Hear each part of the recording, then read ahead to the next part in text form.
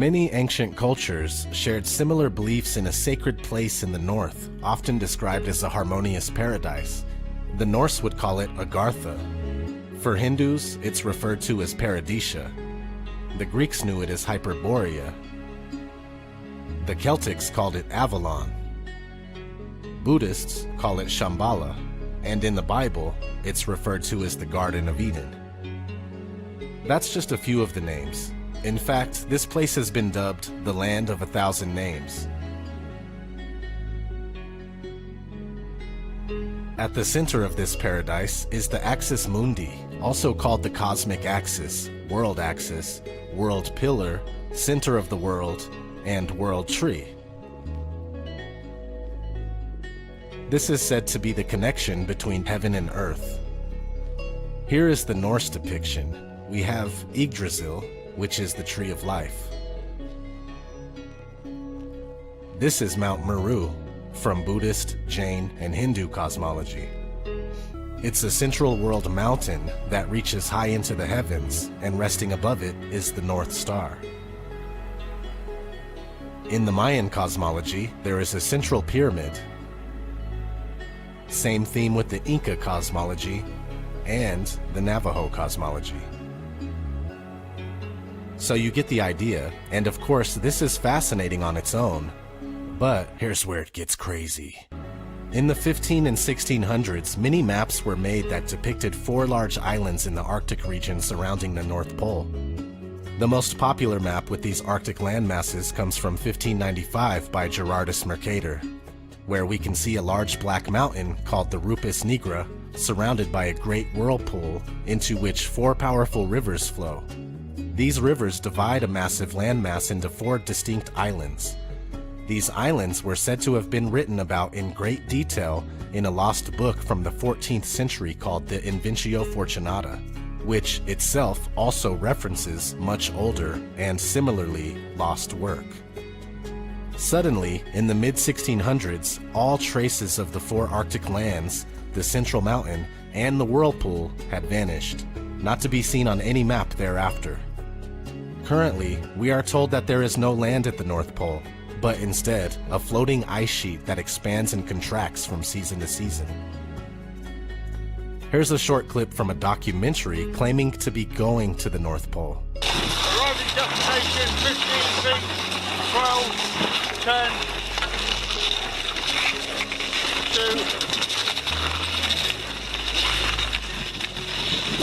2. North Pole, top of the world, guys.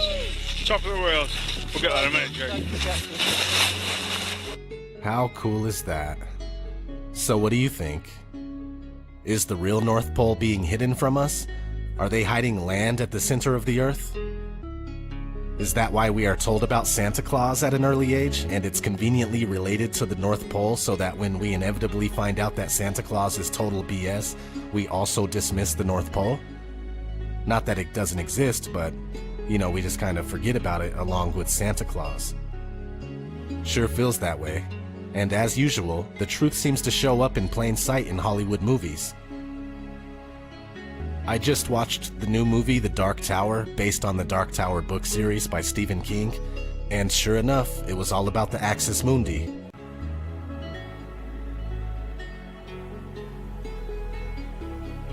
Dark Tower equals Rupus Nigra, or the Black Rock. And in the movie, a young boy goes to another dimension called Midworld, and the only reason he's able to get in is because, quote, his shine is pure.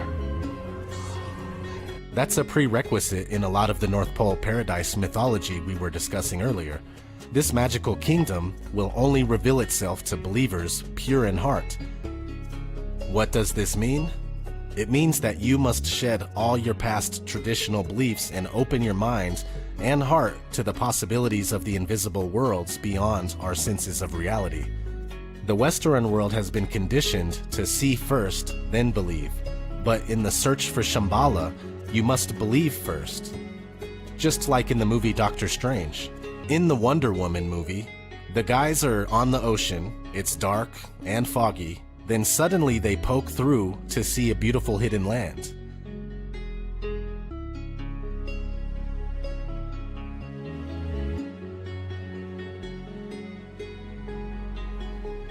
On Kong, Skull Island, there is a hidden land surrounded by a perpetual storm system.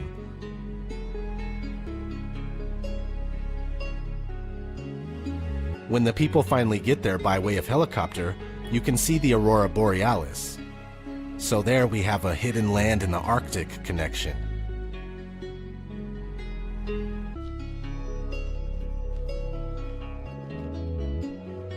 On the movie The BFG, Big Friendly Giant, there's a scene where they jump through a water gateway to a hidden land. And again, we see the Aurora Borealis in the scene.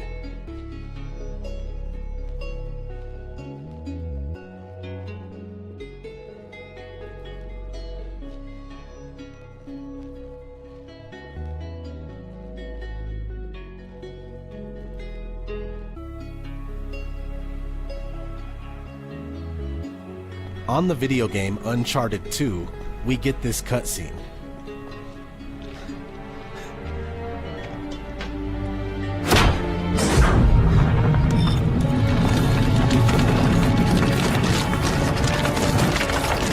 Whoa.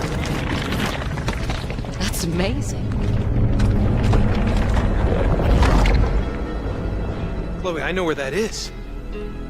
Let me use your bag. Which means...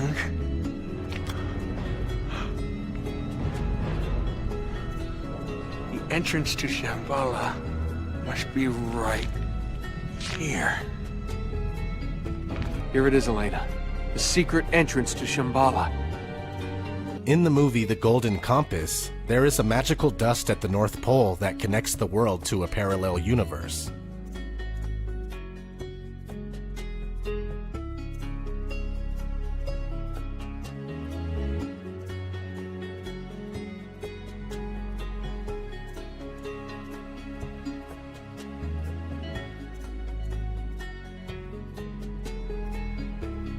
That movie, The Fountain, was a weird one. Have you ever seen that? Had some domed world, tree of life symbolism.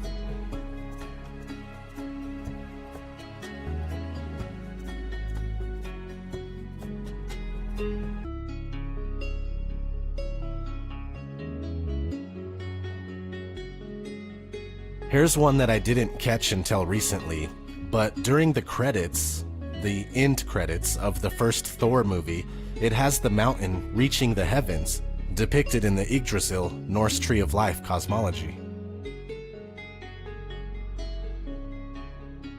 Of course, that one is easy. Thor is obviously full of Norse concepts.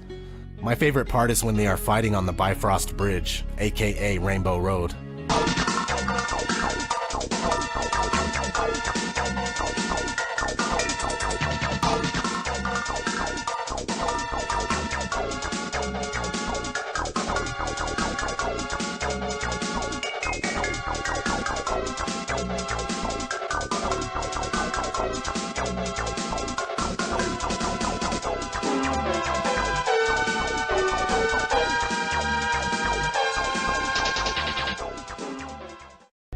If you don't get the joke, then you need to play some Mario Kart. Now, this next movie is by far my favorite on this list. It's called The Children Who Chased Lost Voices, known as Journey to Agartha in the UK. It is said to be a place where any kind of wish can be fulfilled, even resurrecting the dead. Is Agartha a real place? Who knows? It could just be an old legend. It's very straightforward, where a little girl journeys to Agartha, and I highly recommend this one. The story and the animation are just perfect. Visually stunning masterpiece for sure.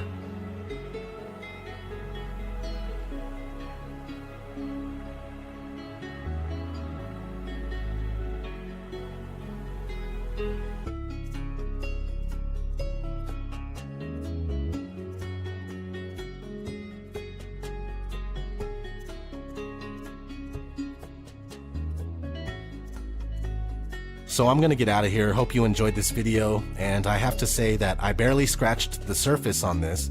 A channel called Flat Earth Paradise covers this topic in great detail and inspired me to make my own video. I'll have a link for his channel in the description. Thanks for watching.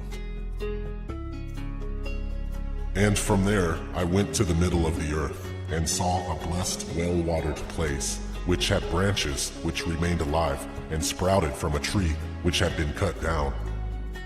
And there I saw a holy mountain, and under the mountain, to the east of it, there was water, and it flowed towards the south. And a river went out of Eden to water the garden, and from there it was parted and became 4 heads. Beautiful in elevation is the joy of all the earth, Mount Zion, in the far north, the city of the great king.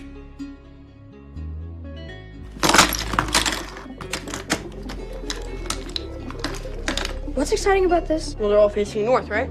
Yeah, so? The needle's naturally drawn to the Earth's magnetic North Pole. Meaning, if we follow the compasses north? They should lead us to the gate.